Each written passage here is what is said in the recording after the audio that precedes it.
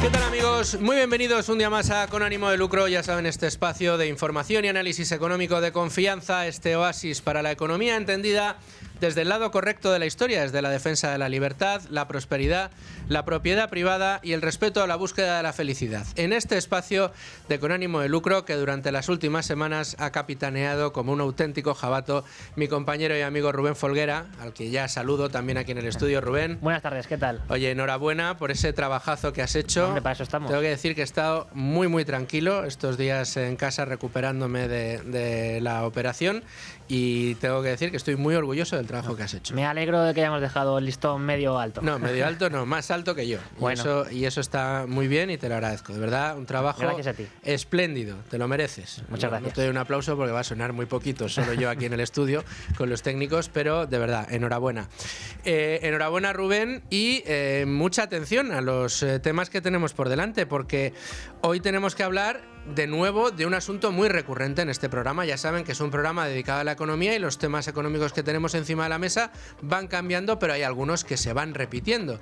Y es que hoy tenemos informaciones en la prensa que nos hacen tener que regresar a uno de los grandes problemas económicos que presenta nuestro país, y parece que ya hay preocupación también en Europa. Hablamos de la vivienda. ¿Cuáles son las soluciones que se están planteando a nivel comunitario para tratar de paliar los problemas de acceso a la vivienda? Pues ya les adelanto que no nos gustan.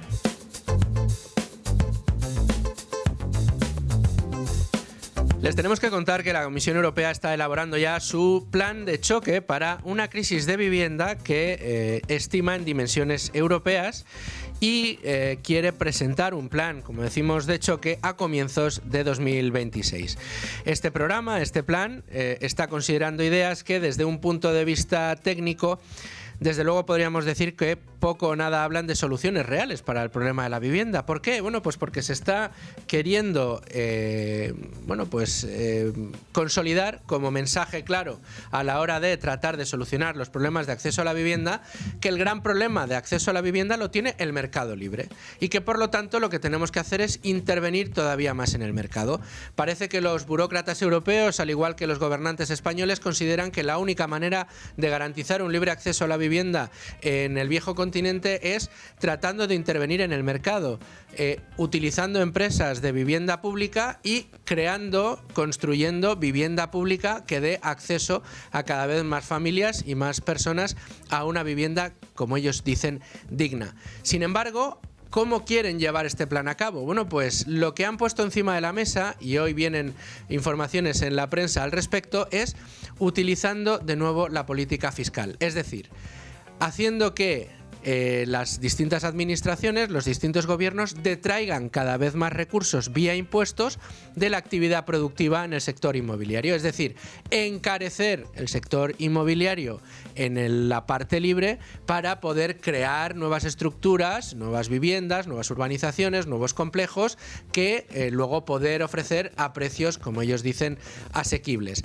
Esto básicamente lo que hace es insistir en esa dinámica perversa que ha convertido el mercado de la vivienda en nuestro país en una quimera irresoluble para muchísimos jóvenes y muchísimas familias. Es decir, cada vez más trabas al mercado libre, cada vez más trabas a aquellos actores que se han dedicado tradicionalmente a construir viviendas y a ponerlas en circulación, controlar cada vez más los medios de producción para poder poner esas viviendas en marcha y, por ende, constriñendo el mercado para no poder poner esa vivienda, esa oferta, digamos, en consonancia con la demanda. Al final, es frustrante comprobar cómo tanto los mandatarios europeos como los mandatarios españoles, como los comités de expertos, da la sensación de que ad hoc seleccionados para cada uno de los momentos o de los problemas de mercado que tenemos, pues acaban siempre en las mismas, con las mismas conclusiones. Hay que limitar el mercado, esto lo tenemos que hacer desde lo público, tenemos que ser nosotros quienes garanticemos una persona, una familia, una casa, ¿no? Como le gusta decir y repetir una y otra vez al diputado de Esquerra Republicana, Gabriel Rufián. Sin embargo, la cosa es muy sencilla, la cosa es mucho más sencilla. En un problema estructural de vivienda como el que tenemos en España, donde tenemos una demanda creciente, una demanda prácticamente imparable año a año, con más personas queriendo acceder a una vivienda y cada vez menos viviendas para poder ser accedidas, es decir, una oferta que va constriñéndose mientras la demanda se va disparando. Esto no tiene otra solución más que una subida espectacular de los precios. Y viendo el problema que tenemos en España con una demanda creciente de vivienda y una oferta cada vez menor de vivienda, aquellos actores que se han dedicado tradicionalmente a la construcción de vivienda dentro del mercado libre, lo hemos dicho muchas veces, tendrían que estar dándose absolutos codazos para coger esa parte del pastel, para acceder ahora mismo a esa demanda de vivienda que además ha incrementado de precio de una manera enorme durante los últimos años. Sin embargo, esto no lo vemos. Y no lo vemos ¿por qué? Bueno, pues porque precisamente la intervención del Estado a la hora de capitalizar el suelo, a la hora de grabar el suelo, a la hora de poner trabas burocráticas, a la hora de planificar cómo se deben y dónde se debe construir, lo que está haciendo es restando la posibilidad de que estos actores puedan desarrollar su actividad de una manera libre y que de esa manera pues no solo construyan en zonas donde a lo mejor la vivienda va a ser más cara, sino que también puedan construir viviendas a otro tipo de precios. Es decir, que se vaya equilibrando oferta y demanda para que los precios vuelvan a ser pues asequibles, o digamos que haya precios y oportunidades para todos los bolsillos, que es lo que siempre había sucedido en España, independientemente de la evolución de los precios en función de la demanda que había. Es verdad que hubo un momento en el que la construcción hubo un boom enorme no alimentado por un mercado ineficiente, sino por unos tipos de interés artificialmente bajos durante mucho tiempo, y que eso nos llevó a la famosa burbuja del ladrillo inmobiliario. Ahora mismo no estamos en esa burbuja porque no se está construyendo, que es lo que tendría que suceder. Sin embargo, nos desesperamos desde este tipo de programas cuando nos damos cuenta de que aquellos que están llamados a poner las bases para las políticas que deben impulsar las soluciones para la vivienda, en lo que están insistiendo es en cronificar los problemas que nos han conducido hasta la situación en la que nos encontramos. Hoy vamos a hablar de todo este asunto, lo vamos a hacer largo y tendido en la parte de la tertulia con Ignacio Moncada y con Rubén Folguera, pero como todos los días hasta ahora, lo primero es repasar el resto de asuntos importantes que trae la portada de Libre Mercado. 12:15 de la mañana, 11:15 en Canarias.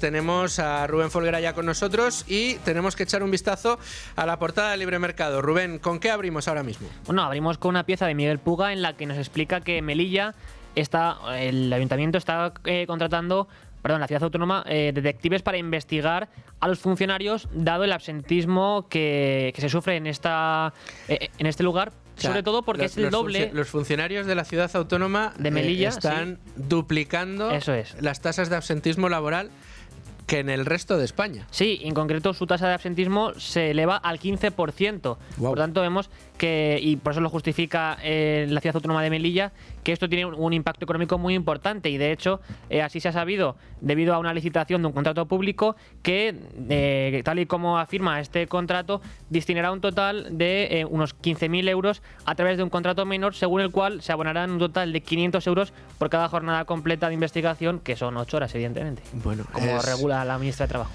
En fin, una de las picarescas clásicas españolas que en el caso del funcionariado pues es cada vez más evidente. Y luego tenemos una mentira flagrante, en este caso de la señora vicepresidenta del Gobierno y ministra de Hacienda. Sí, lo que demuestra en este sentido un vídeo que acaban de publicar Nuria Richard y Domingo Soriano es que la ministra de Hacienda, María Jesús Montero, miente a los españoles cuando habla del IRPF. ¿Por qué? Porque en realidad sí que lo han subido, y lo han subido sobre todo debido a que han decidido no deflactar la tarifa del IRPF, que eso ha afectado evidentemente al bolsillo de los españoles. Y vídeo de la vergüenza. La DGT a vueltas con la famosa baliza. Cuéntame, ¿qué pasa con la baliza? Bueno, sabemos ya, hemos publicado distintas piezas en Libertad Digital, que a partir del 1 de enero del próximo año, todos los conductores estarán obligados a tener en su coche una baliza V16 conectada a la DGT, porque será la única forma realmente legal y permitida de señalar la situación, la posición de un vehículo que esté estacionado por cualquier circunstancia, por avería o por lo que sea, al lado de una carretera, Y claro, esto ha suscitado las quejas de muchos usuarios que ven que es una medida innecesaria en gran medida y sobre todo inútil. ¿Por qué? Por lo que explica Miguel Puga hoy en Libre Mercado, y es que una de las razones que se atribuye desde la DGT para tomar esta medida es, bueno, por un lado, que se garantiza la seguridad de los conductores, que ya no tendrán que bajar del coche para poner los triángulos, y además dicen que estas balizas V16 garantizan también una mayor visibilidad porque se verían a 1 kilómetro de distancia, ¿no?, la luz que emiten. Bueno, lo que demuestra un vídeo que recogemos en Libre Mercado es que es totalmente falso, porque en realidad, sobre todo también hay que tener en cuenta que si el coche se queda parado en una curva o en algún sitio cuya orografía impide su visibilidad, evidentemente la luz no se va a ver. Pero es que además, un vídeo que recoge Miguel Puga en esta pieza de algún modo demuestra que esta luz en medio de la oscuridad de la noche se ve bastante mal. Y terminamos con un fenómeno nuevo también dentro del mundo inmobiliario, también dentro del mundo de la vivienda. Sí, también lo afirma Miguel Puga, y es el de las habitaciones por horas que se alquilan ya en España para distintos fines. Hay parejas que a lo mejor buscan cierta intimidad, o también gente que quiere dormir la siesta y que, como no tiene un lugar para hacerlo, deciden mediante pues plataformas como Wallapop o Mil Anuncios alquilar estas habitaciones por horas para llevar a cabo estos fines. Bueno, pues una nueva tendencia, el mercado buscando soluciones a los problemas que tenemos, entre otros el precio que tiene la vivienda. Totalmente. Bueno, vamos a ir enseguida con el tema del día, pero antes vamos a repasar el resto de noticias económicas del día. Vamos a ir enseguida a dar ese repaso al resto de noticias informativas en el ámbito económico del día de hoy, pero antes déjenme que les dé un consejo, sobre todo que les pregunte si se imaginan poder vivir con tranquilidad, con seguridad y con la independencia que tanto deseamos. Caídas, despistes y las urgencias no avisan, son cosas que suceden y que nos pillan desprevenidos. Una caída, dependiendo de la edad que uno tenga, puede cambiarlo todo. Vivir no solo significa estar desprotegido, nunca sabes cuándo te puede ocurrir algo. Bueno, pues a partir de ahora con el reloj Durkal te proteges estés donde estés las 24 horas. La ayuda llega en menos de 40 segundos. El reloj Durkal lo que está haciendo es salvando vidas.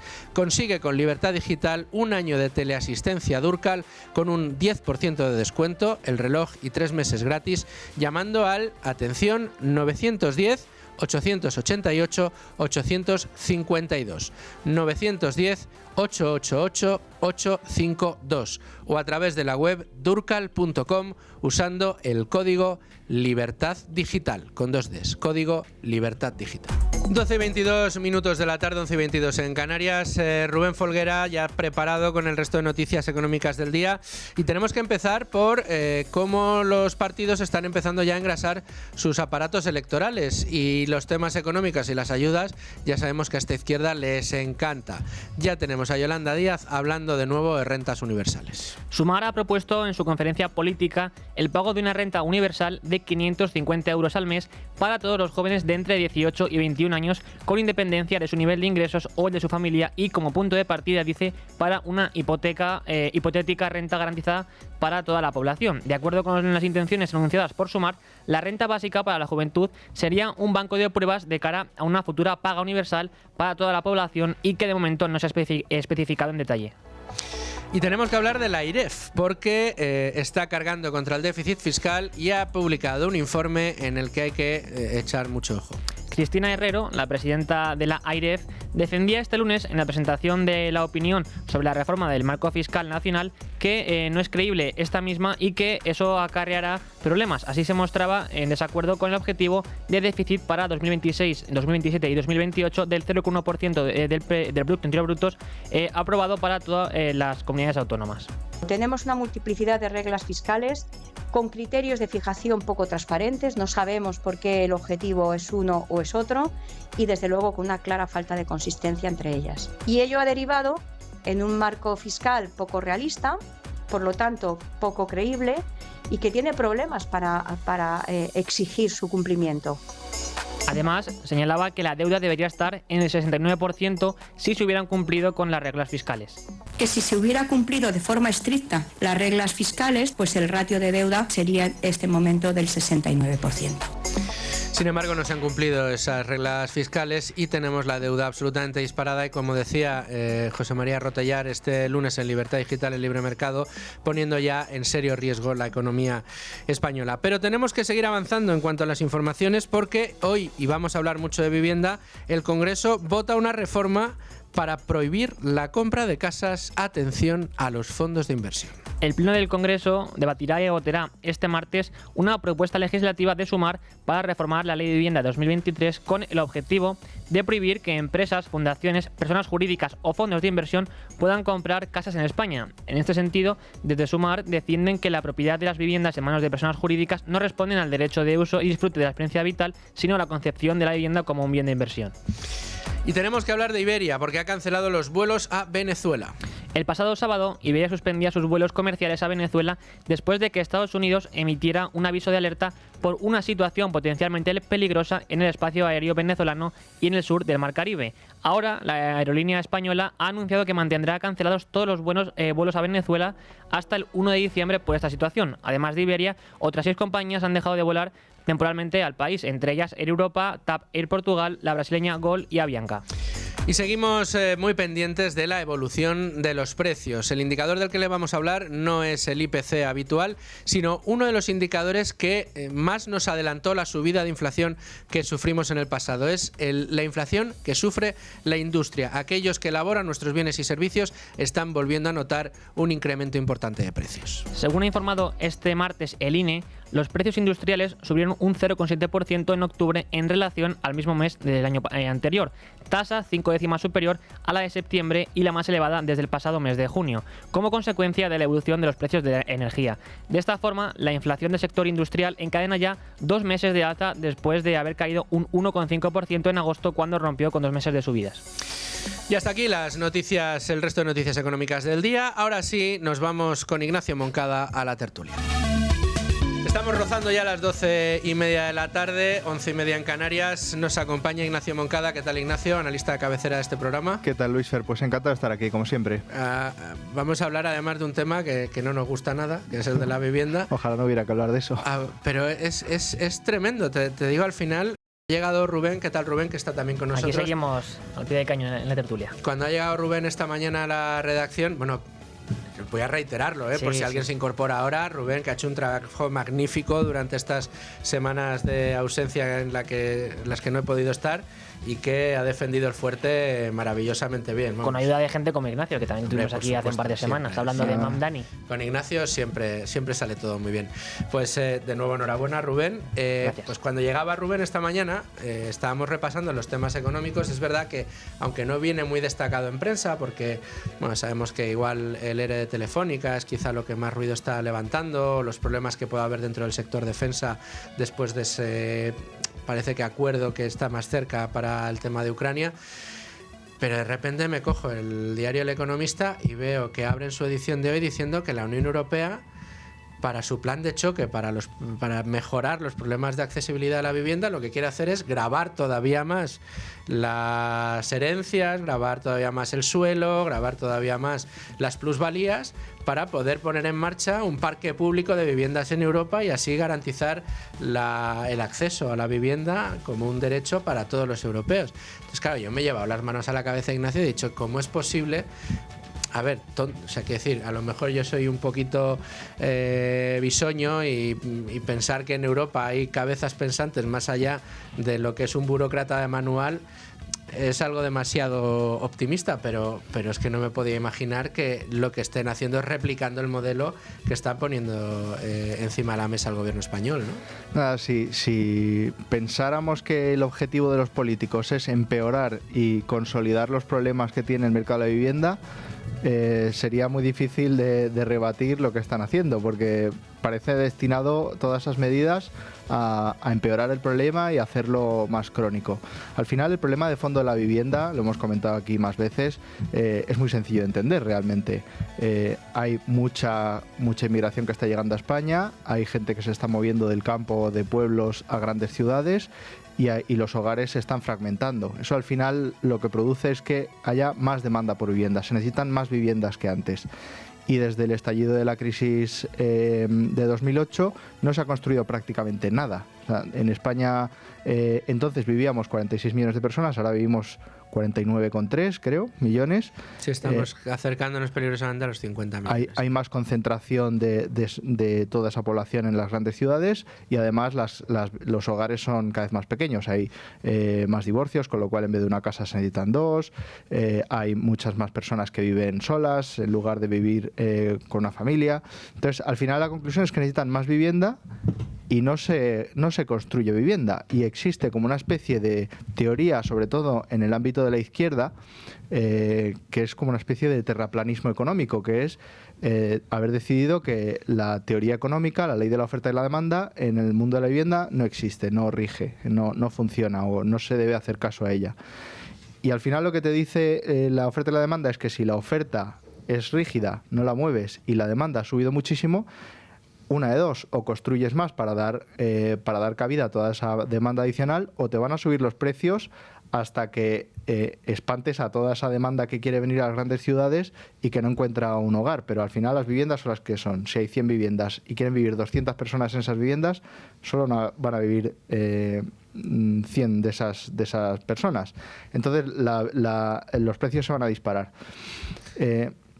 Entonces, ¿qué es lo que hacen los políticos? Intentar engañarnos y convencernos de que la solución es otra cosa, que la solución es poner más impuestos a la vivienda, como hace ahora la Comisión Europea, o el informe que ha encargado la Comisión Europea, cuando en España ya el 25% del coste de la vivienda, del precio que se paga por la vivienda, ya son impuestos. Sí. Es decir, parece que el 25% es poco y que el problema es que tendría que ser más. Pues no tiene nada que ver, eso al final el 25% desde que la construyes hasta que la vendes. Sí, promoción, construcción, adquisición. Que de hecho si le sumas todo, incluidas las tasas no considerados impuestos en muchas ocasiones, se te va cerca del 30%, cerca del 30%, el 28%. Pero no solo eso, es que luego a lo largo de la vida de la vivienda tienes que pagar los IBIs, tienes que pagar los impuestos relativos a los consumos de la casa. Si vendes la casa tienes que pagar el impuesto, el que la compra también tiene que pagarla, y sigues así una y otra y otra y otra, de modo y manera que al final de la vida útil de una vivienda en 15 o 20 años ha pagado en impuestos prácticamente lo mismo que costó en su primera venta. Bueno, pues el informe de la Comisión Europea lo que ha decidido es que es demasiado poco y que hay que pagar más y con eso se resuelve. Pues no, porque el problema es que la oferta está políticamente limitada, hay una decisión política que se podría construir más. Hay suelo en España, por ejemplo, hay suelo en abundancia y en altura se podría construir mucho más, pero se ha decidido que no se puede construir, que se fastidien los jóvenes, que no puedan acceder a una vivienda, pero que lo importante es mantener ese mantra ideológico que tienen, que vienen arrastrando ya desde hace años, de que construir viviendas no facilita el acceso a la vivienda y que construir viviendas no reduce el precio. Entonces es como un grupo de gente que además son los que nos gobiernan, que son como terraplanistas, que consideran que las leyes de la economía pues no rigen en este ámbito, y estas son las consecuencias de tener a estos gobernantes. Aparte se lo cargan, Rubén, de un plumazo. Dicen, no, como el mercado no está funcionando, lo que tenemos que hacer es intervenirlo.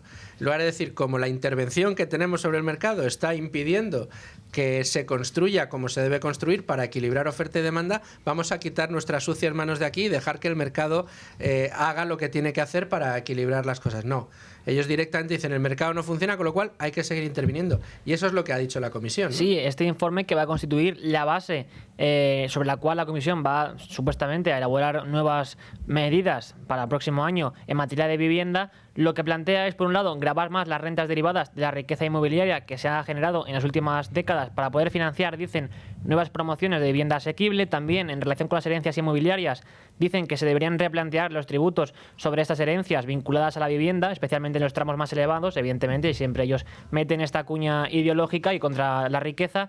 También hablan de reorientar el diseño y destino de estos impuestos, pero es interesante ver que al mismo tiempo defienden reforzar y sistematizar figuras ya existentes en algunos ordenamientos, como las contribuciones obligatorias, las cesiones de suelo, las reservas de vivienda asequible en nuevos desarrollos y demás figuras. Pero también es interesante que lo que plantean es un sistema tributario con el que se incentive la promoción de nueva construcción. ¿Por qué? Porque quieren gravar de una forma aún mayor a aquellos solares que estén sin construir, sin utilizar, para que a los propietarios de ese solar les salga más rentable construir que dejarlo en barbecho, por decirlo así, ¿no? Construir, pero según decida el administrador de turno, que es lo gracioso, ¿no? Y nadie se ha preguntado por qué hay solares vacíos que no se construyen. Si el precio de la vivienda está en máximos históricos, bueno, un disparate de subida de precios, con lo cual construir una vivienda y ponerla a la venta sería muy rentable. Y aún así hay gente que no quiere. ¿No será porque hay una telaraña administrativa e impositiva que te impide hacer eso? O sea, que aunque quieras no puedes, e incluso si pudieras no te sale a cuenta por la cantidad de impuestos que tienes que pagar. Eso es el problema que existe. Y si ya lo quieres poner a alquiler, te metes en una segunda capa de problemas, de telaraña administrativa, de regulación, de riesgo de quedarte con la inversión colgada, que lo que hace es que mucha gente pues no se quiera meter, y eso lo que hace es que no se puedan construir más viviendas. Entonces esta gente ha decidido que el problema es que no había suficiente regulación, no había suficientes impuestos, y que lo que hay que hacer es hacer todavía más reincidir en el problema que estamos teniendo y que está causando esta crisis. ¿Que no se creen ustedes que esto es como lo está diciendo el señor Moncada? Pues vamos a escuchar hace 3 días a la señora ministra de Vivienda en España diciendo cuáles son sus planteamientos para convertir, dice, la vivienda en el 5.º pilar del estado de bienestar. Tenemos una multiplicidad de reglas fiscales con criterios de fijación poco transparentes, no sabemos por qué el objetivo es uno o es otro, y desde luego con una clara falta de consistencia entre ellas. Y ello ha derivado en un marco fiscal poco realista, por lo tanto poco creíble, y que tiene problemas para exigir su cumplimiento.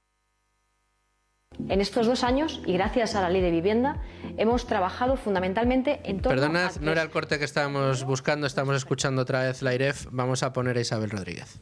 En estos 2 años, y gracias a la Ley de Vivienda, hemos trabajado fundamentalmente en torno a 3 ejes. El primero, más oferta. Sin duda, más vivienda. Pero no cualquier vivienda, sino vivienda asequible, vivienda pública. El segundo eje tiene que ver con la regulación. Tenemos que garantizar que bajamos los precios, que controlamos al mercado. Y en tercer lugar, mayores ayudas a quienes más lo precisan, a los territorios más afectados. Y para cumplir estos 3 pilares, ¿cuáles son las medidas que quieren poner? ¿Adivinan? Más dinerito de nuestros bolsillos. ¿Qué instrumentos estamos poniendo en marcha para conseguirlo? Una nueva empresa pública que generará ese parque, esa oferta pública de vivienda. Más recursos, multiplicado por 8 los presupuestos en la regulación, regulando las zonas de mercado tensionado, con la ley de propiedad horizontal, para que tú decidas si en tu comunidad quieres o no un piso turístico. Lo hemos hecho regulando alojamientos turísticos, procurando que esos pisos ilegales ya no puedan comercializarse si no cumplen con estos requisitos. Y lo estamos haciendo también acabando con las Golden Visa. Es que es el discurso al revés. Bueno, hay una cosa que... O sea, lo curioso es que esto cala, que es a mí casi lo que más me preocupa, ¿no? Como la gente oye esto y habrá mucha gente que diga, no, pues efectivamente, hay que prohibir los pisos turísticos, entonces yo no puedo alquilar. Hay que prohibir que la gente quiera ganar mucho dinero con su kit y hay que topar los precios de la vivienda. Pero es que es justo la receta contraria a la que se necesita. Efectivamente. Y hay una cosa que dicen con mucho acierto, en realidad, que es que quieren convertir la vivienda en el 4.º pilar del estado de bienestar. El primero sería las pensiones. Las tienen destrozadas. Los pensionistas cobran... o sea, hay cada vez más pensionistas y hay una presión brutal en el sistema de pensiones y la gente no tiene capacidad, la gente que está trabajando no tiene capacidad de pagarlas, con lo cual hay un déficit enorme y eso va a explotar. La sanidad... pues listas de espera interminable para que te atiendan. Si quieres que alguien te atienda, pues tienes que irte a la privada, porque con la pública lo que tienes son listas de espera interminables. Y la educación, si quieres una educación mínimamente buena para tus hijos, vas a tener que buscar un colegio privado o concertado. Ahora quieren convertir la vivienda en un 4.º pilar del estado de bienestar, que es convertirlo en un absoluto desastre, como han hecho con los otros 3 pilares. O sea, todo lo que toca el gobierno desde la ideología socialista o socialdemócrata lo terminan convirtiendo en un bien escaso y a la que la gente tiene muchas dificultades para acceder. O como decía Milton Friedman, si los socialistas gestionaran el desierto, acabaría habiendo escasez de arena. No recordaba esa de Milton, pero es evidente, es evidente. Al final generarían escasez.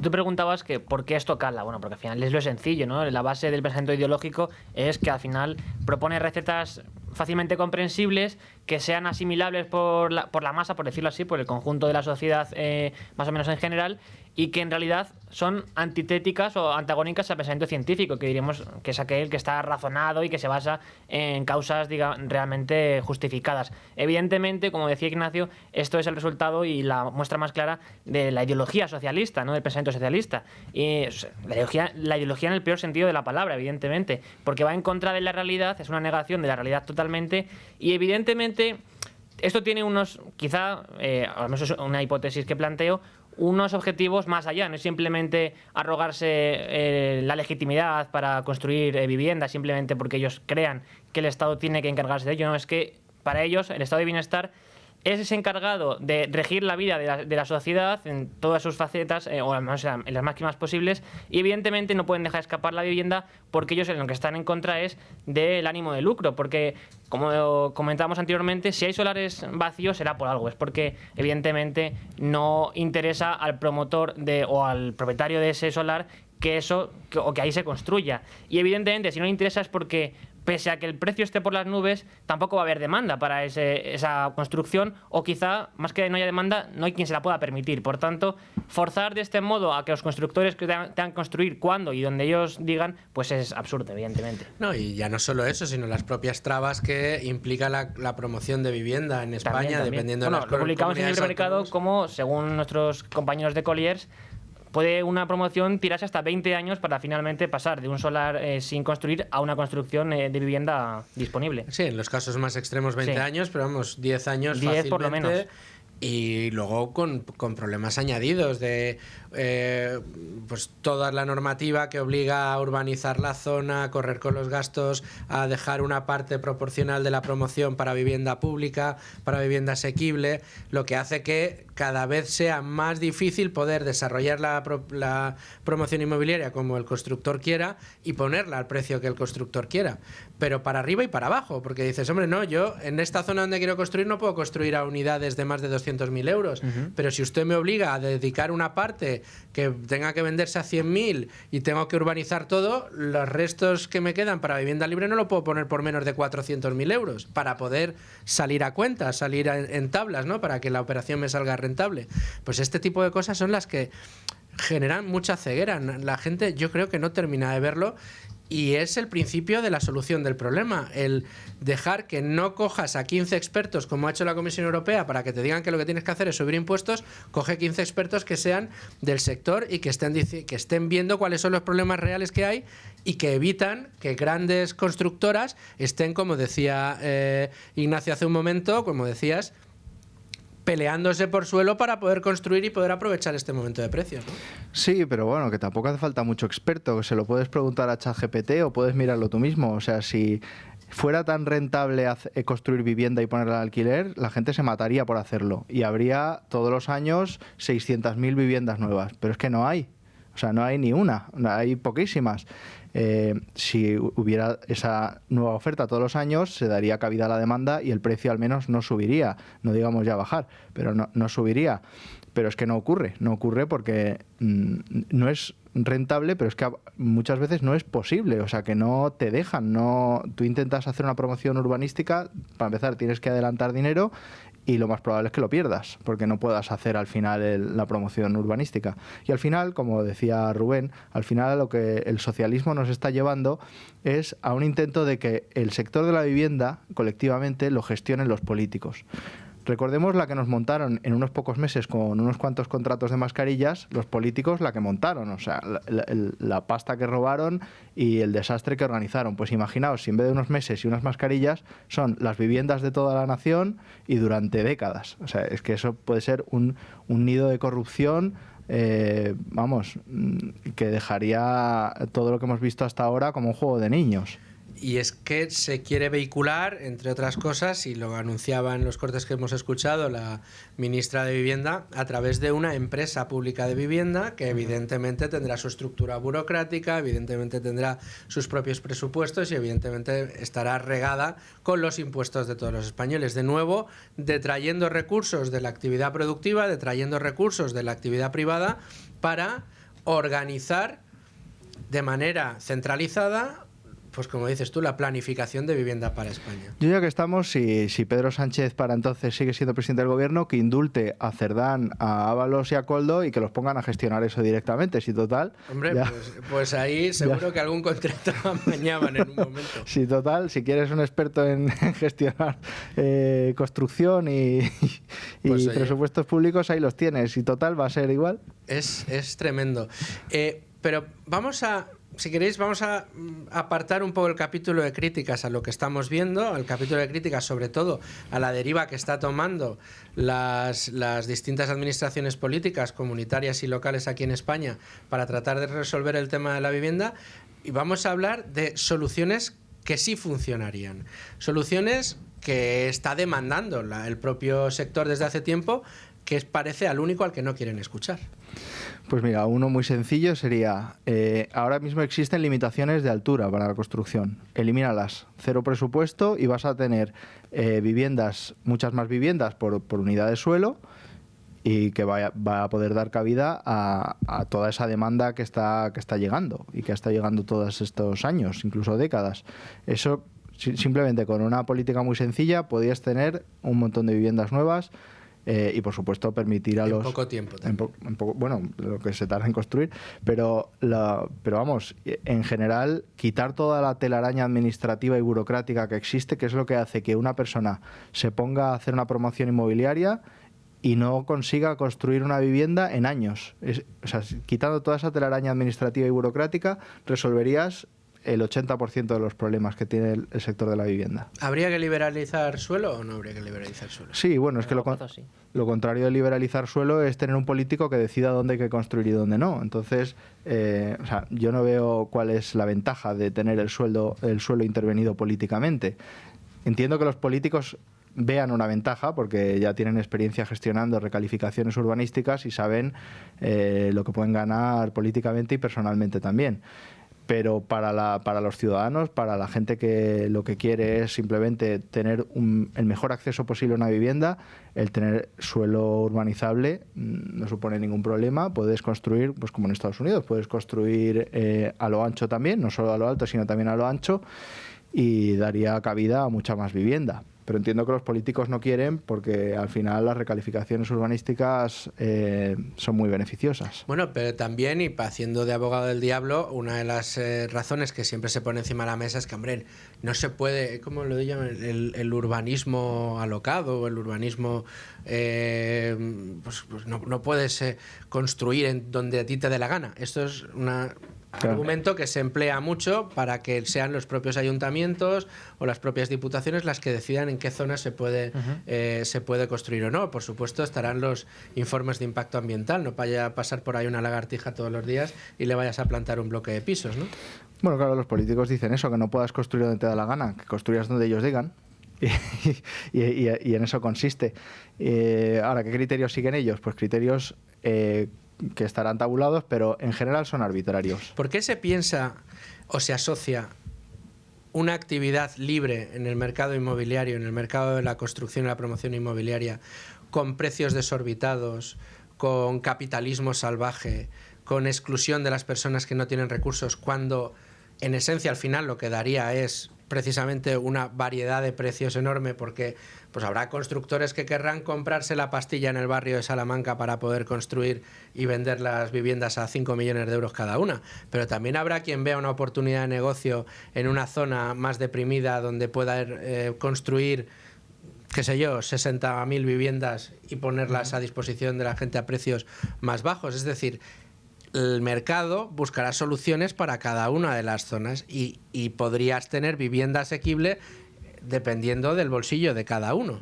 Ahora lo que parece que se quiere es que nos garantice el Estado que nosotros vamos a podernos meter a vivir en una vivienda, como si el Estado también te tiene que garantizar que tengas novia, que puedas tener un hijo o que tengas un plato caliente todos los días en tu mesa. No tenemos a nadie repartiendo cartillas de racionamiento y la alimentación diaria es un derecho fundamental de todos, ¿no? Según dicen los socialistas. Pues ahora resulta que lo queremos hacer con algo tan importante como es una vivienda, que debería ser un bien de consumo y privado. Claro, el Estado muchas veces te traslada la ficción de que todo es posible y de que ellos con una varita mágica pueden hacer magia y que todo el mundo viva en el mismo sitio. Yo me acuerdo cuando yo fui a Cuba hace algunos años y me acuerdo que me contaban que el gobierno como que garantizaba que cualquiera pudiera vivir en el centro de La Habana. Bueno, cualquiera será cualquier tipo de persona, porque pueden vivir 4, que son las 4 casas que hay. El resto tendrán que vivir donde puedan. Entonces, claro, el Estado es como, bueno, nosotros no queremos que la gente viva fuera de las ciudades, no vamos a permitir que se construya vivienda fuera de las ciudades o solamente la cantidad que nosotros queramos. Bueno, pero es que esa es una solución para una población creciente, para una población, un país que está recibiendo mucha inmigración y que a mucha gente por un menor precio le puede interesar vivir un poco más lejos del centro urbano. Lo que no es imposible es que todo el mundo viva en el mismo metro cuadrado, porque eso no puede ser. Y luego yo creo que buena parte de esos prejuicios que se tienen colectivamente respecto a que construir es malo vienen de los problemas de la crisis de 2008 y la burbuja inmobiliaria. La burbuja inmobiliaria fue una burbuja creada por un exceso brutal de crédito barato y crédito que te daban por encima del 100% de la vivienda. Eso lo que te genera es demanda cuasi infinita, porque tú puedes comprar una vivienda sin poner ni un duro. Claro. Entonces, Eso fue lo que pasó. Claro, tú Por podías... eso había una demanda infinita. Claro, entonces decía, bueno, tú ya tienes vivienda, pero puedes comprarte otra en la playa y no tienes que poner ni un duro. Bueno, pues venga, pues me voy a comprar una. Luego se dieron cuenta que no se podían pagar después tampoco. Pero eso al final hizo que se construyera mucho, pero no lo suficiente como para dar cabida a toda esa demanda brutal que estaba viniendo gracias al crédito barato, y mucha gente piensa que construir mucho al final hace que suban los precios, cuando es al revés. Si no se hubiera construido, los precios hubieran subido muchísimo más, porque lo que impulsaba la burbuja inmobiliaria era el crédito artificialmente barato y por encima del 100% de la vivienda. Entonces yo creo que en buena parte ha quedado en el imaginario colectivo una especie de idea de que la construcción inmobiliaria es algo perversa. Y que entonces, claro, son los políticos los que nos tienen que dar una vivienda. Es como la solución que te intentan convencer desde el gobierno. Yo ahí discrepo en parte y creo que eso ha podido influir en la perspectiva sobre todo de, digamos, la izquierda sociológica, pero al final ellos están imbuidos de un odio realmente al lucro, sobre todo con lo que ellos consideran que debe ser garantizado por el Estado, precisamente. Y es que el problema de la socialdemocracia es que para ellos democracia no es simplemente representatividad ni división de poderes, sino también un sistema del estado de bienestar con el que se generen un contenido, digamos, de ese entramado político o con el cual, mejor dicho, pues la sociedad pueda, en algunos aspectos que ya digo que ellos consideran cruciales, pues ir garantizando el bienestar de la población. Pero el problema también en las ciudades es que en buena medida hay, digamos, viviendas vacías, sí, por lo que hemos comentado anteriormente, pero tampoco son tantas. Donde hay una gran cantidad de viviendas vacías sin ocupar y sin habitar es en lugares en los que la población no quiere vivir hoy en día. ¿Por qué? Porque no hay oportunidades para vivir, precisamente. Ya podemos hablar de Soria, de lugares inhabitados o, digamos, que están ya viviendo un proceso de despoblación precisamente por esto. Y además, Ignacio apuntaba otro elemento muy interesante para, digamos, destacar las incoherencias de esta gente, de la izquierda política, y es que, por un lado, hablan de cómo en las grandes ciudades los precios no dejan de subir y por eso hay que limitar la iniciativa privada, controlarla, y al mismo tiempo se muestran encantados con que lleguen cada vez más inmigrantes, quiero decir, ilegales, de forma masiva. Y es algo, sabemos que desde la izquierda, sobre todo más extrema, se han mostrado totalmente a favor. Recordemos cuando en el Ayuntamiento de Madrid se colgaban pancartas con Welcome Refugees o se hablaba de que se iba aquí a acoger al Open Arms, ¿no? Esto evidentemente supone una mayor presión para el mercado de la vivienda, porque en algún sitio tienen que vivir estas personas, y sin embargo ellos esta incoherencia no la suelen admitir como tal. No, y el mantra típico de no puede, o sea, una vivienda no puede ser un bien con el que te puedas lucrar. Claro, claro. Pero ¿por qué no? O sea, porque al revés, si le quitas esa virtud, lo que convertirás es como, ¿no? Si sigues por esa senda, que es la senda que nos están proponiendo desde el gobierno, al final, pues el final es que el Estado decidirá cuál es tu casa. Y luego tienen esa visión buenista precisamente eso, de que no se puede comerciar o lucrarse uno con aquello que debería ser esencial. Bueno, pero con otros bienes como la ropa o la comida no se aplica por ahora. Lo dice la misma gente que seguramente habrá vendido un piso familiar para comprarse otro en otro sitio. O que cada vez se compran más, como el Gran Wyoming, por ejemplo. Bueno, es como decía Hayek, que si los socialistas entendieran economía no serían socialistas. O sea, el problema al final, te están bombardeando con la idea de que el lucro es malo. Aquí estamos en un programa que se llama Con ánimo de lucro. Y eso es bueno. Que el lucro es malo, que ganar dinero es malo, ganar dinero es sospechoso.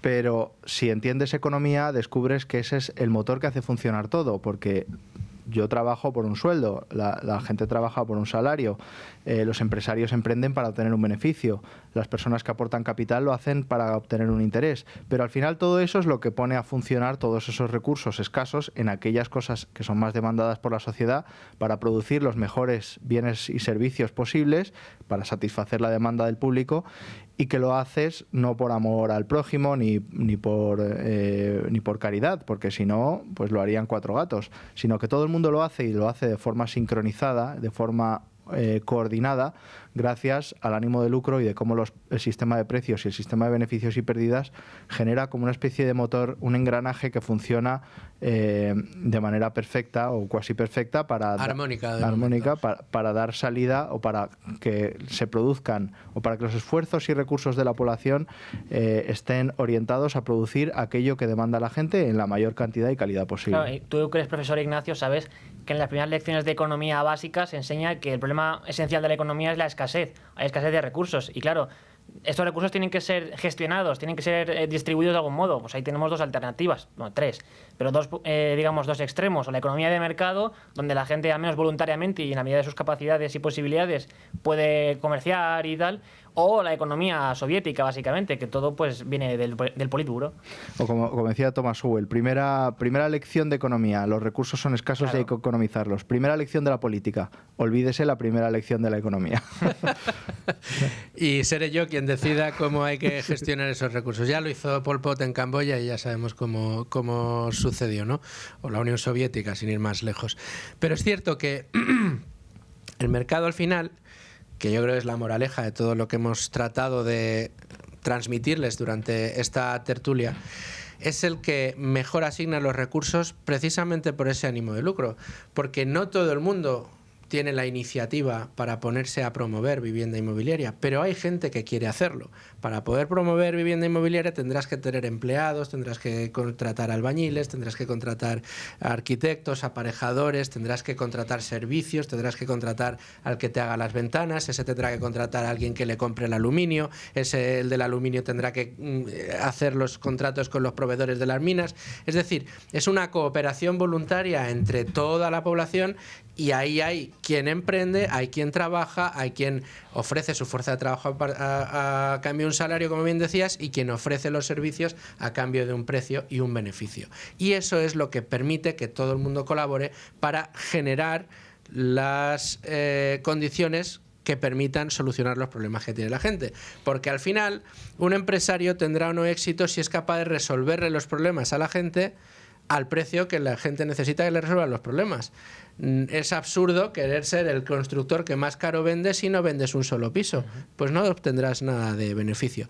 Y esto, que es, yo creo, en mi modesta opinión, tan sencillo de entender, es lo que no se les mete en la mollera nunca al político. ¿Por qué? Pues porque el político le resulta mucho más sencillo decirle a la gente: yo voy a impedir que aquel te venda el piso más caro, voy a impedir que aquel te tenga que subir el alquiler y voy a impedir que aquel pueda poner un piso turístico al lado de tu casa. Entonces yo voy a ser el que te salve a ti las castañas del fuego, cuando lo que está haciendo es cronificar un problema que, como bien decías, si seguimos así, pues nos esperan décadas de un esperpento de vivienda terrible. Pero ellos lo saben, que tiene que comprenderlo es la sociedad en general. No, ellos lo tienen claro, si es su objetivo, es gestionar todo lo posible, tener la mayor cantidad de poder posible y retener todo ese poder y seguir incrementándolo. Eso ellos lo tienen clarísimo. Lo que pasa es que tienen a mucha gente engañada, en parte porque son muy hábiles a la hora de manipular, y en parte pues porque no se escucha lo suficiente programas como este en el que se explica las recetas adecuadas. Bueno, pues aquí desde luego lo vamos a seguir haciendo, ¿eh? Tenemos que seguir hablando de este asunto, de la vivienda, hablaremos de otros muchos, tenemos mucho,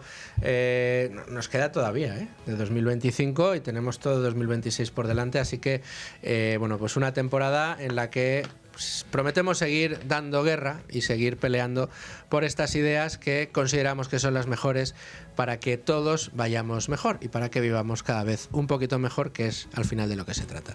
Ignacio Moncada, muchas gracias por estar con nosotros. Muchas gracias a vosotros. Espero muy prontito de vuelta. Rubén, gracias. Muchas gracias. No te vayas muy lejos, que tenemos cosas que hacer todavía. Y ustedes, señores oyentes, les dejo con el boletín informativo de la 1 y volvemos en Con Ánimo de Lucro con la bolsa. 1:05, 12:05 en Canarias. Seguimos en Con Ánimo de Lucro y lo hacemos en esta ocasión para abrir página de mercados. Página de mercados que pasan por la fotografía fija que tenemos en este momento de nuestro principal indicador, el IBEX 35. Está cotizando plano, solamente unas décimas en positivo. Ahora mismo nos muestran las pantallas de las aplicaciones en tiempo real un IBEX con un avance del 0,08% en 15.980 puntos, al borde de los 16.000. Lejos están los 16.600 que tocaba hace solo unos días nuestro principal indicador. Nos dicen los expertos que Europa y el IBEX 35 están cotizando tranquilos mientras incrementan las posibilidades de un nuevo recorte de tipos de interés de la Reserva Federal Norteamericana. Y mientras tanto, ¿cuáles son las empresas que más suben? En este momento ACS se nota un 3,44%, Telefónica, que confirmaba ayer el ERE para un 36% de la plantilla, está en este momento anotándose un 1,42%, y Repsol un 0,71%, entre las que más bajan una de las grandes protagonistas de los últimos tiempos, Indra, con un 4,82% abajo, Solaria Energía un 3,65% y Acciona Energía un 2,25%. Digo que esta es la fotografía fija que tenemos en este momento, pero tenemos que hablar con una de nuestras compañeras, analistas de cabecera, desde luego. En este caso tenemos a Verónica Llera. Verónica, ¿cómo estás? Muy bien, Luis Fer. Un gustazo poder hablar contigo, Verónica. Un minuto y resultado, el que vemos en los mercados, alejado de esos 16.600 que hemos visto en días atrás, pero igualmente en unas cotas muy buenas para lo que llevamos de año, ¿no? Sí, yo creo que, estoy totalmente de acuerdo y al final creo que lo que estamos viendo es un poco que el mercado no está ni demasiado optimista, tampoco demasiado pesimista. Y yo creo que hay que poner sobre todo en contexto que las correcciones que estamos dando este mes de noviembre... Uy, tenemos problemas de conexión. Verónica, ¿nos escuchas? Perfectamente. Ah, vale, pues ahora sí. Decías... Sí. Sí, perdona, puedes continuar. Digo que las correcciones que estamos viendo durante este mes de noviembre, la realidad es que están siendo muy contenidas, son más bien un ajuste después de rally tan fuerte que llevamos a nivel en los dos lados del Atlántico, y más bien una rotación que pánico, ¿no? Este mes de noviembre, aunque sí es verdad que el mercado sigue apoyándose mucho en las expectativas de bajar tipos por parte de los bancos centrales, en concreto de la Reserva Federal, y que pues probablemente el mayor riesgo que podamos tener ahora mismo o pico de volatilidad sea esa reunión que tiene el 10 de diciembre la FED y lo que realmente implementen con su política monetaria, ¿no? Que vemos como las expectativas del mercado se van ajustando diariamente. Pero bueno, también por otra parte, si otro de los factores que está explicando esta realidad del mercado y las correcciones de noviembre, pues un poco todo el ruido sobre la sostenibilidad del rally de la inteligencia artificial, que aquí, bueno, pues la verdad es que la inteligencia artificial es una tendencia real, pero sí es cierto que hay muchas valoraciones que descuentan crecimientos perfectos y bueno, esto pues lógicamente tensa mucho el mercado y cualquier resultado como estamos viendo a nivel pues eso, trimestre o guidance, pues está marcando mucho la cotización de todas estas compañías por esas valoraciones tan elevadas y bueno, pues en definitiva entre tendencias o narrativas de políticas. Vamos a intentar recuperar la conexión. Vamos a volverte a llamar de nuevo, Verónica, porque se cortaba un poco. Mientras recuperamos la conexión con Verónica, sí es cierto que efectivamente continuamos con una dominancia en el mercado muy importante respecto a las políticas de tipos de interés que están llevando a cabo los bancos centrales. Esto es evidente porque, como nos cuenta muy a menudo cuando hablamos con José María Luna, es la liquidez que hay en el mercado lo que está continuando con las previsiones al alza de los distintos índices que ya están en máximos históricos. José María suele decirnos, como hay muchísima liquidez en el mercado, esta liquidez en lo que a la renta variable se refiere, bueno, pues es un empuje importante, y por eso las expectativas de nuevos recortes de tipos de interés en la Reserva Federal norteamericana, que se traduce naturalmente en mayor liquidez, pues hace que las expectativas para el año que viene sean mejores. Y precisamente las expectativas para el año que viene es de lo que quería yo hablar ahora con Verónica. No sé si ahora nos escuchas. Sí, os escucho. A ver si nosotros a ti también. Verónica, gracias. De cara a fin de año y para el año que viene, desde Silver Alpha, ¿cómo lo estáis viendo? Bueno, pues probablemente, como comentaba, un final de año pues probablemente tranquilo, que el episodio de volatilidad que podríamos tener encima de la mesa es esta de la Reserva Federal, pero todo invita a pensar que el ejercicio en su conjunto va a cerrar con un tono positivo, independientemente de estas sorpresas puntuales que podamos tener. Ya de cara a 2026, yo creo que el mercado está dibujando un escenario bastante claro. Es decir, con tipos que van a estar más bajos, no ultra expansivos, pero sí más bajos de lo que venimos estando acostumbrados, una inflación ya también encauzada o más controlada y un crecimiento moderado.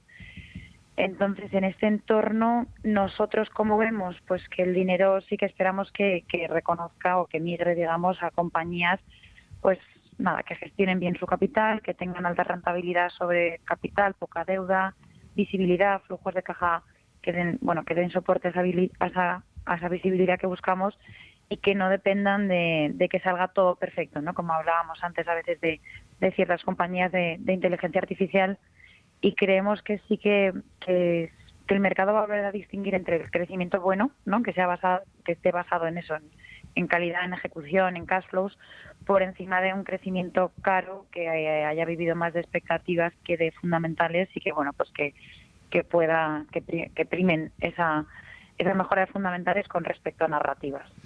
Narrativas, crecer respecto a fundamentales o crecer respecto a expectativas.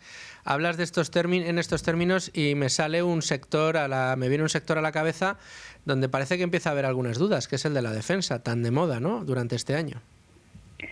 Sí, a ver, parece que ahora con toda la posibilidad de alcanzar un acuerdo de paz en Ucrania, que es verdad que todavía es pronto porque hay ciertas discrepancias encima de la mesa, pero bueno, yo creo que independientemente de que se cumpla esto, ¿no?, que ojalá, la realidad es que los presupuestos de defensa a nivel global no van a bajar, ¿no? Y eso es algo que sí que va a acompañar de una manera mucho más estructural. O sea, si repasamos tanto Estados Unidos, Japón, Europa, todos han marcado hojas de ruta de donde se aquí hace 10 años.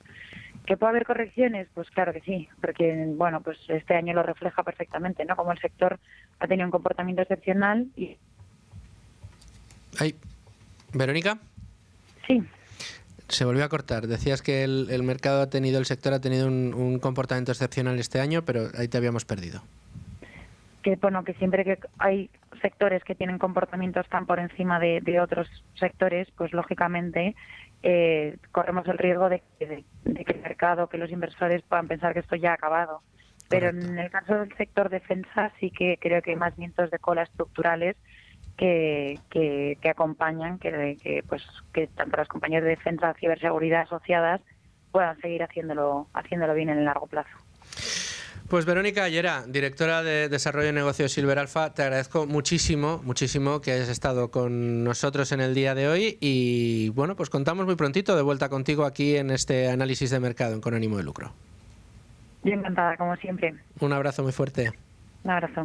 Y la página de mercados hoy va a ser más extensa de lo habitual porque en el día de hoy yo quería, en este regreso, después de unas semanas de ausencia, sentía la necesidad de chequear uno de esos activos que tanto ha brillado durante este año y que tanto ha deslumbrado. Y qué mejor que hacerlo con el que mejor conoce ese activo. Estoy hablando del oro, y si hablo del oro tengo que hablar de Gustavo Martínez, asesor financiero, profesor de la Universidad Francisco Marroquín y amigo de este programa, a quien ya puedo saludar. Gustavo, ¿cómo estás? Muy bien, Luis, muy contento de escucharte y de saber que estás bien. Estamos ya a tope, de vuelta otra vez al micrófono y con muchísimas ganas. Y decía yo, tenía que repasar contigo un poco el comportamiento que ha tenido durante este año el oro, sí. Cómo ese comportamiento está atrayendo a muchos inversores al metal precioso. Quizá no en el mejor momento, no sé, esto ya me lo dirás tú, pero sobre todo, casi te diría, minuto y resultado. ¿Qué es lo que ha pasado durante este año y cómo estamos ahora? Bueno, yo creo que ahora mismo lo que te puedo decir es que cuando dices que a lo mejor no es el mejor momento para comprar oro porque haya subido mucho, yo creo que ahí hay un error de concepto en el mainstream, y es que no porque algo suba mucho deja de estar barato, ¿no? Y es un mensaje que a mí me gustaría lanzar. Entonces, si hacemos un poco una visión 360 de lo que ha pasado desde que empezó el año, pues estamos viendo que el oro ha subido más que la suma de todos los activos juntos. Me refiero a bolsa americana, me refiero a bolsa europea, me refiero a Bitcoin. Si sumamos todas las rentabilidades de todos, no llegan a la rentabilidad que ha hecho el oro este año, que es la segunda mayor rentabilidad de la historia del metal, desde que se puso fin al Tratado de Bretton Woods en 1971. Y esto no es producto de la casualidad, ni es producto de la casualidad que lleve ya varios años consecutivos subiendo. Obedece o responde a una serie de circunstancias, a una serie de síntomas que se están dando en la economía en general, en la economía, sobre todo en la economía real, que tienen perfecta lógica, ¿no? Y que han hecho subir al oro en otros contextos y en otros ciclos económicos. Entonces, ante una etapa que además se está agravando, porque es que lo peor es que se está agravando, en la cual los bancos centrales han perdido ya la batalla en cuanto al respeto por los tipos de interés reales, sí. Pues el mercado no tiene otra que cubrirse con activos reales que sean difícilmente manipulables en cuanto a oferta se refiere, ¿no? Y este es el caso del oro. Fíjate, te iba a decir, Gustavo, estábamos hablando antes con Verónica, máximos en los índices, tenemos el oro en máximos, tenemos los índices en máximos, pero sin embargo hay algo que está en mínimos, que es el dinero. El dinero contante y sonante, el dinero fiat, ese es el que está fallando, ¿no? Y esto es lo que estás observando tú en el comportamiento que están teniendo los bancos centrales.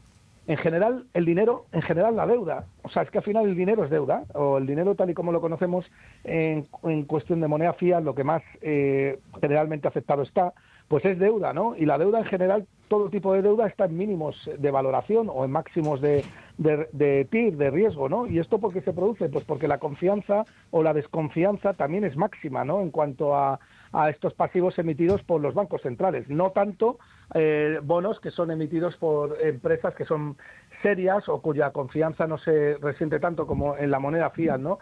Y esto es fundamentalmente porque buena parte del mercado, desde el año 2020, pues se ha dado cuenta de que lo que acabo de decir, ¿no? Que los bancos centrales pues han perdido el respeto absoluto por la propiedad de respeto, ¿no? De los tipos de interés reales positivos, y eso hace que la gente necesite buscar activos reales, no solamente el oro, sino cualquier tipo de activo real, incluso activo financiero, como vemos las bolsas, que pueda proteger contra esa pérdida acelerada del poder adquisitivo, contra ese empobrecimiento generalizado, contra ese robo a mano armada que no se ve pero que existe, que es la inflación, en fin, una serie de circunstancias que hacen que cualquier persona sensata, ya no te digo que sea estudiosa de la economía, sino que cualquier persona sensata huya despavorida de ese papel, ¿no?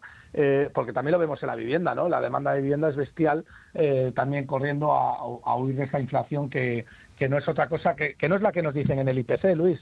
El mejor IPC es coger un billete de 50 euros y descubrir que su poder es el mismo que el de hace 5 años tenía un billete de 20, ¿no? Entonces eso es la inflación real, ¿no? Esa es la inflación real y, como dices tú siempre, los tipos de interés reales, que son los que hay que mirar. Comparando con el oro, ¿los índices están en máximos o en mínimos?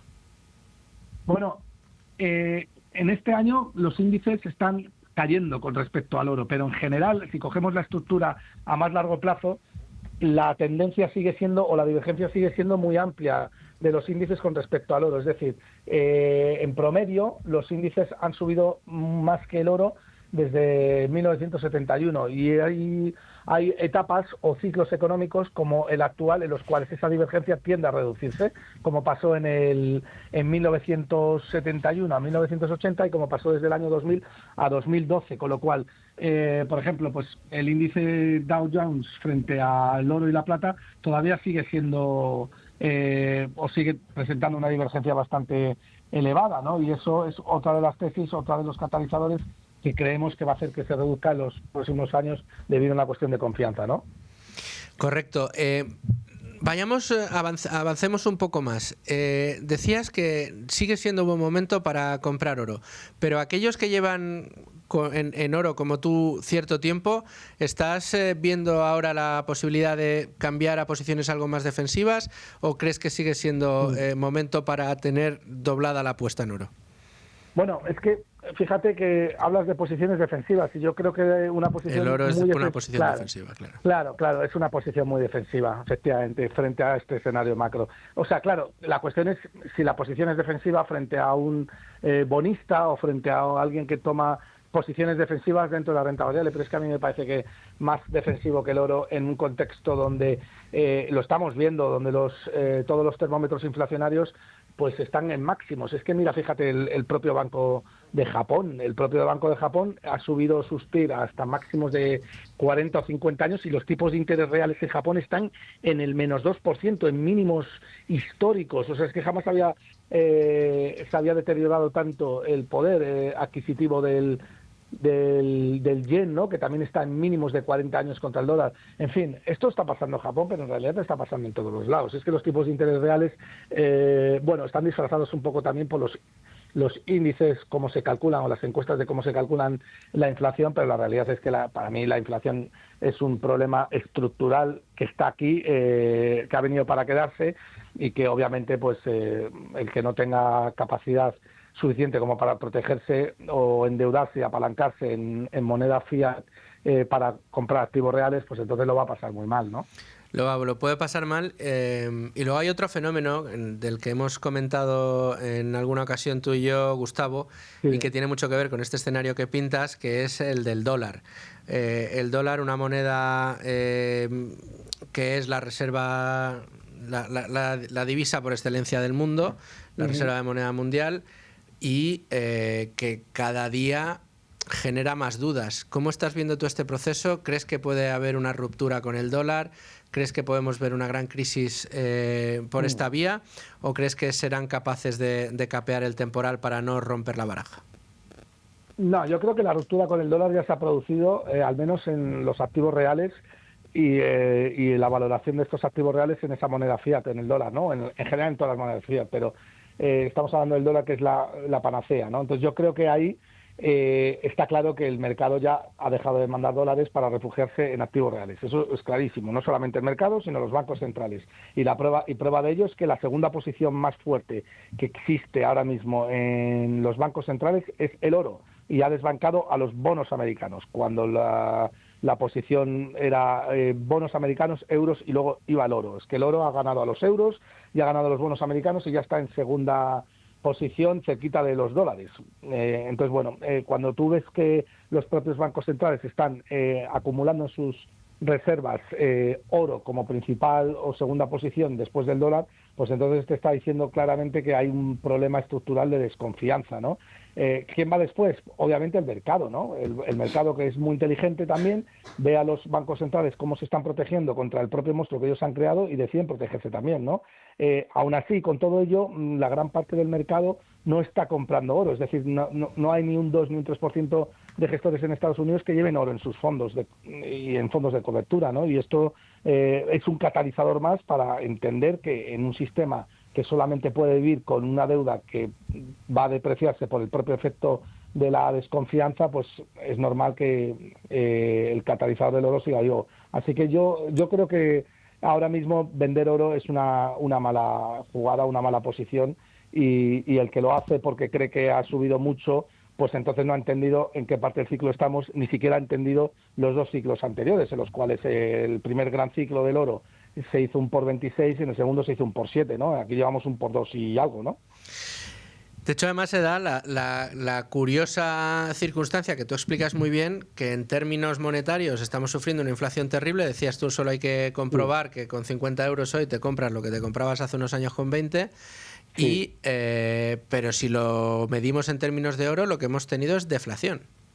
Sí, el oro es deflacionario contra prácticamente todos los bienes y servicios de la economía, incluida la vivienda, que es aquel que más nos escandaliza en cuanto a subida se refiere. Pero si luego ya pongo, bueno, yo creo que he puesto este ejemplo por activa y por pasiva, me falta ponerlo en francés ya, ¿no? Pero me encanta que lo pongas, porque el que lo escucha nuevo se queda frío. Claro, pero es cierto, pero en el año 2000 pues la vivienda estaba a 1.000 euros el metro cuadrado. En Madrid ahora está a 4.000 y el oro estaba a 300 y ahora está a 4.000, el oro también. Es decir, la vivienda ha multiplicado por 4, el oro ha multiplicado por 12, o en términos de vivienda, el oro ha multiplicado por 4, ¿no? Es decir, el que hubiera conservado oro, hubiera comprado oro en lugar de moneda fiat en el año 2000, ahora podría comprarse 4 veces más de vivienda que en el año 2000. Eso es un indicador clarísimo. Con lo mismo que se compraba una casa, ahora se compra 4. Se compra 4, eso es un indicador clarísimo de deflación, y deflación de la buena, no deflación de la mala, deflación de la que hace que por confianza se aprecie el propio poder adquisitivo del activo, porque luego tenemos la deflación mala, que es aquella en la cual dices, bueno, yo no invierto en nada porque no me fío de absolutamente nada. No, es que la deflación buena es la que la propia, no, o sea, sin parar la producción, hace que el poder adquisitivo de la propia moneda aumente, ¿no? Gustavo, y para aquellos que estén planteándose que a lo mejor, aunque piensen que lleguen tarde, pero más vale tarde que nunca, no tenían nada de oro y digan, bueno, pues quiero incorporar algo de oro a mi cartera, ¿cuáles son las vías más habituales? ¿Un ETF? ¿Ir a una tienda de las que hay en Madrid a comprar oro físico? ¿Cómo crees tú que debería ser? A ver, está claro, Luis, que hay un mundo entre el oro financiero y el oro físico, es clarísimo, ¿no? Pero lo que si nosotros hablamos de activos reales, no podemos hablar de otra cosa que no sea el oro físico, es decir, aquello que puedes tener en la mano y que no depende de que nadie te lo dé a futuro, es decir, que no haya un riesgo de contraparte real. Si no hay riesgo de contraparte, lo tienes tú y es tuyo, y eso es más valorable que cualquier otra cosa.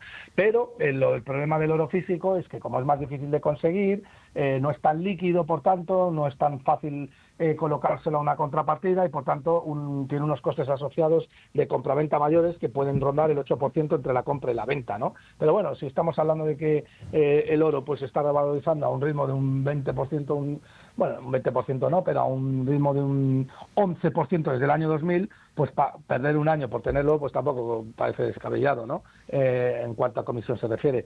Y luego tienes la pata o la parte opcional del oro financiero, que tiene unas ventajas con respecto al oro físico, que son, por ejemplo, la liquidez, también que los spreads son más baratos porque son más líquidos también, etcétera, etcétera, pero que tiene un gran riesgo, y es que en un caso extremo de pérdida de confianza total, podría ser que aquel que te está diciendo, ya sea un institucional o ya sea cualquier tipo de contraparte, te diga que te va a dar ese oro, no te lo da, o te esté mintiendo y resulta que allá donde decía que había oro no lo haya, como realmente dicen las matemáticas, porque el apalancamiento del oro y de la plata sobre los futuros o los contratos sobre el propio metal es de 4 veces en el caso de la plata y de 2 veces en el caso del oro, con lo cual hay que tener cuidado, ¿no?, por ese lado. Ahora bien, si compras un ETF de oro que esté respaldado por una buena casa, que además te diga y esté auditado que los lingotes están en Londres o en donde sea,